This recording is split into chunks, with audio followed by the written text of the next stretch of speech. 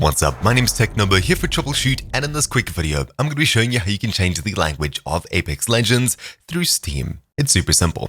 First of all, open up Steam and locate Apex Legends. Right-click on it, Properties, and head across to the Language tab at the very top. From the drop-down, simply select the language you want to go to.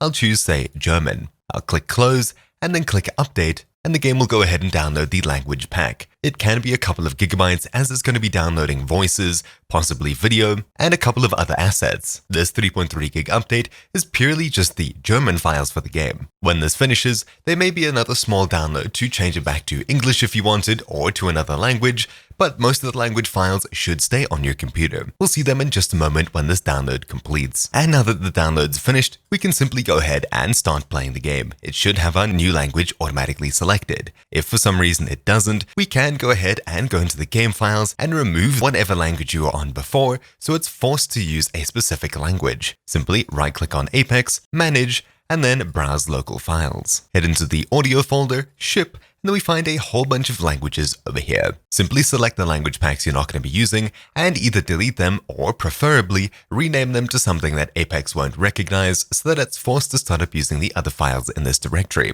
If you're changing from any other language besides English to English, simply deleting the files that aren't English or renaming them to something else will force the game to launch using the English files. Unfortunately, I'm not entirely sure if this works with changing away from English to other languages if it's not changing for you. I'm pretty sure there might also be an option inside of the game's options to change to a different language after the language pack is installed. But anyways, that's about it for this video. Thank you for watching. My name is Technobo here for Troubleshoot, and I'll see you all next time. Ciao!